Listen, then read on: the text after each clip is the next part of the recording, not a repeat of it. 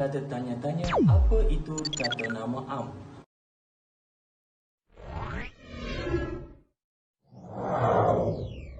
Secara asasnya, kata nama am perlu dipelajari oleh murid-murid apabila ingin menamakan sesuatu. Kata nama am ialah perkataan yang merujuk benda atau perkara yang umum sifatnya.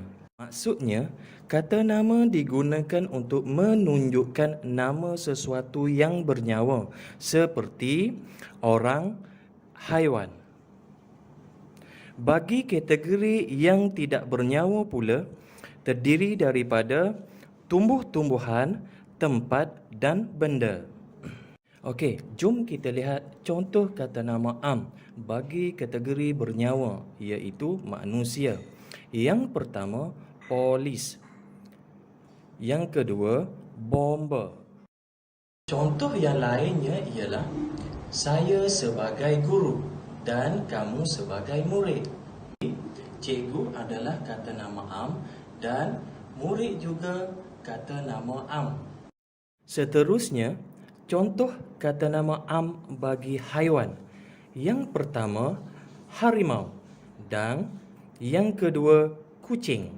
Baik, sekarang kita lihat contoh kata nama am dalam kategori tidak bernyawa. Contoh kata nama am untuk benda ialah yang pertama pen dan yang kedua kereta. Atau apa sahaja benda seperti komputer riba, buku, beg dan sebagainya. Kita beralih kepada contoh kata nama am tempat. Contoh yang pertama, hospital. Yang kedua, sekolah. Dan yang ketiga, kampung. Kemudian, kategori tumbuh-tumbuhan.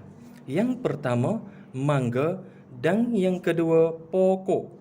Untuk pengetahuan murid-murid, kata nama am menggunakan huruf kecil melainkan pada awal ayat yang menggunakan huruf besar. Contoh nama am akhir ayat. Dia sedang menjinakkan seekor gajah. Gajah adalah kata nama am dan ditulis dalam huruf kecil. Contoh kata nama am pada awal ayat ialah gajah itu berbadan besar. Gajah perlu ditulis huruf besar kerana di awal ayat. Setakat ini, adakah semua murid faham?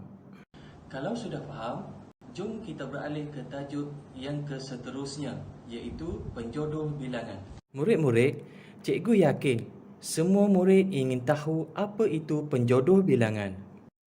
Baik, sekarang jom sama-sama kita lihat apa itu penjodoh bilangan. Penjodoh bilangan digunakan sebelum sesuatu kata atau nama yang menunjukkan jumlah atau bilangan. Penjodoh bilangan berfungsi menerangkan aspek sesuatu benda, tempat, perkara dan manusia.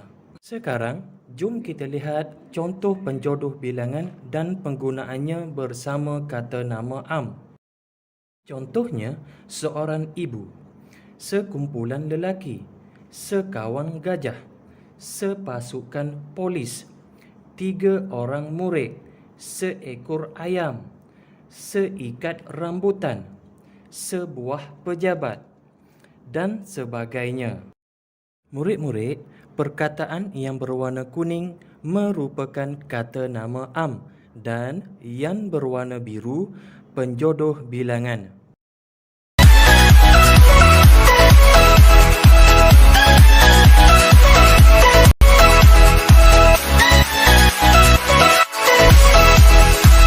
Berdasarkan gambar di dalam buku teks ini, cikgu mahu kamu semua mengenal pasti 2 kata nama am dalam setiap gambar.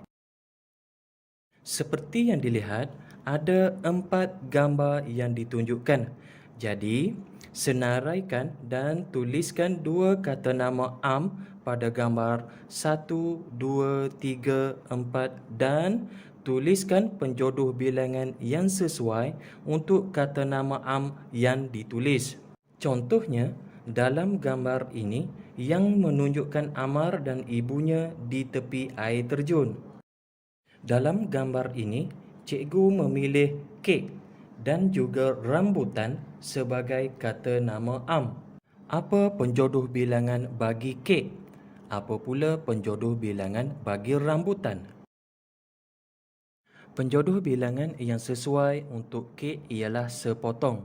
Jadi ianya akan menjadi sepotong kek. Manakala penjodoh bilangan yang sesuai untuk rambutan ialah seikat. Jadi ayatnya ialah seikat rambutan. Selepas murid-murid menentukan apa penjodoh bilangan yang sesuai untuk kata nama am yang ditulis, cikgu nak kamu semua bina. Buat ayat berdasarkan kata nama am serta penjodoh bilangan. Contohnya, ibu mengambil sepotong kek untuk Amar. Dan contoh yang kedua, ibu membawa seikat rambutan untuk dimakan. Jom kita lihat gambar yang pertama. Cuba perhatikan apa kata nama am yang boleh kamu pilih. Kamu boleh pilih kereta, pokok, rumah sebagai kata nama am dan tentukan penjodoh bilangan yang sesuai. Beralih kepada gambar kedua. Kata nama am yang kamu boleh pilih ialah burung, pokok, kamera, jalang, orang dan sebagainya. Gambar keempat menunjukkan Amar dan keluarganya